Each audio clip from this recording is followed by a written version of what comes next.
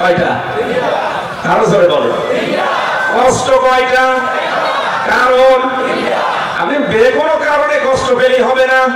কষ্ট তো হাসিনাও পেয়েছে, স্বামীর বাড়িতে অসময় তো কাঁদে না। হাসিনা যে কষ্ট পেয়েছিল আল্লাহর জন্য, রাসূলুল্লাহর জন্য। আল্লামা সাঈদীও কষ্ট পেয়েছে 13 বছর। কার জন্য? আল্লাহর জন্য, রাসূলুল্লাহর জন্য, মানবতার জন্য। তিনটা কারণে কমপক্ষে তাকে 70 গুণ হলেও আল্লাহ দুনিয়া আখিরাতে শান্তি ভোগ করাবে। কষ্ট তো হাসিনাও পেয়েছে, কি জামাতের কষ্ট পায়নি? কি কান্নাকাটি করছিল মানুষ, স্বামীর বাড়িতে অসময় তো কাঁদে না। কি কান্না! তার মানে কষ্টও পেয়েছে, কিন্তু কষ্টের পরে ঈশ্বর এটা না কেরা অনির্দিষ্ট। এখানে আল্লাহ 10 থেকে 70, 70 থেকে 700 গুণ এরকম সিরিয়াল করা আছে। মুফাসসির বলেন পৃথিবী থেকে যদি একটা কষ্ট সহ্য করে তিনটা কারণে কমপক্ষে তাকে 70 গুণ হলেও আল্লাহ দুনিয়া আখিরাতে শান্তি ভোগ করাবে। আপনি খেয়াল করেছেন আল্লাহর কথা? কমপক্ষে 10 থেকে 70, 70 থেকে 700। আমি উপরেরটা নিচেরটা বাদ দিয়ে মাঝেরটা বললাম। দুনিয়া আখিরাত মিলে আপনাকে সুখ শান্তি ভোগ করাবে কয়টা? বলেন বলেন। কিন্তু কষ্ট পাওয়া লাগবে কয় কারণে? এই 3 কারণের বাইরে যদি কেউ কষ্ট পায়, ওই কষ্টের জন্য আল্লাহ তাকে সুখ ভোগ করাবে। এই কথা তাফসীরে আমি পাইনি। যারা তাফসীর পড়তে পারে, মুফাসসিরিন ইকরাম আছে, জিজ্ঞাসা করেন। একটা কষ্ট পাওয়া লাগবে আপনাকে আল্লাহর জন্য, 2 নম্বরে রাসূলুল্লাহর জন্য, 3 নম্বরে মানবতার জন্য।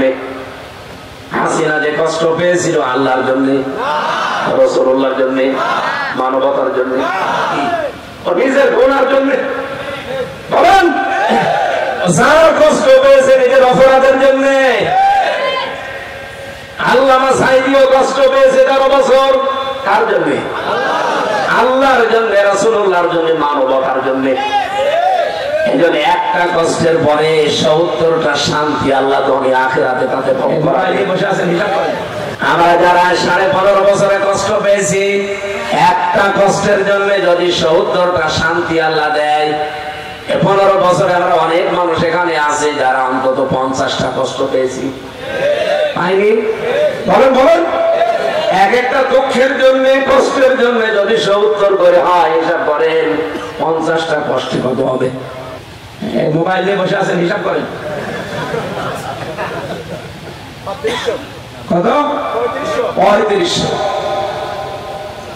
3500 শান্তি আমরা পাবো, তারপরে বছর করে আসবে। কি কত বছর? আমি হিসাব মিলিয়ে দে, অন্তত 50টা কষ্ট তো 15.5 বছরে আমি পেয়েছি, আরো বেশি পেয়েছি অনেকে। আমার জেলখানার এক একটা দিন মনে হতো 1 বছর, তাহলে 350 দিন, 1 বছর 365। আপনি 3 বছর হিসাব করে দেখেন, 1000 দিন হয়ে যাচ্ছে।